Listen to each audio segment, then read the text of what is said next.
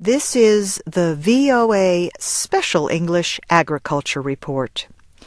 American farmers are raising more goats for meat these days. The Department of Agriculture says the United States had about 3 million meat goats in July. That was a 5% increase from July of last year.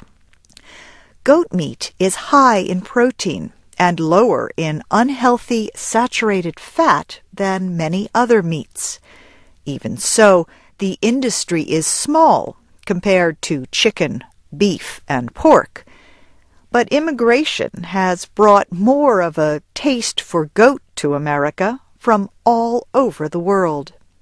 In some cases, people who are not even Muslim buy goat at halal markets because other local stores might not sell it. Experts from the University of Illinois offer some questions for people to consider if they are thinking about raising goats. First of all, do you understand that goats are like other farm animals? There always has to be someone to care for them. How much land do you have available? How good is it? The experts say poor ground may support 2 to 4 goats on half a hectare. Better grassland can support 6 to 8. If goats and cattle share the land, 1 or 2 goats can be added for each cow. The goats will eat weeds and other plants that cattle do not like. Do you have buildings for the number of female goats you plan to keep during winter? Each doe will need about 2 square meters of space.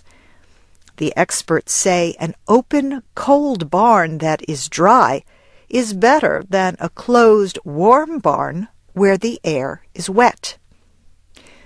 Do you have the equipment to clean barns and to harvest hay to feed your goats?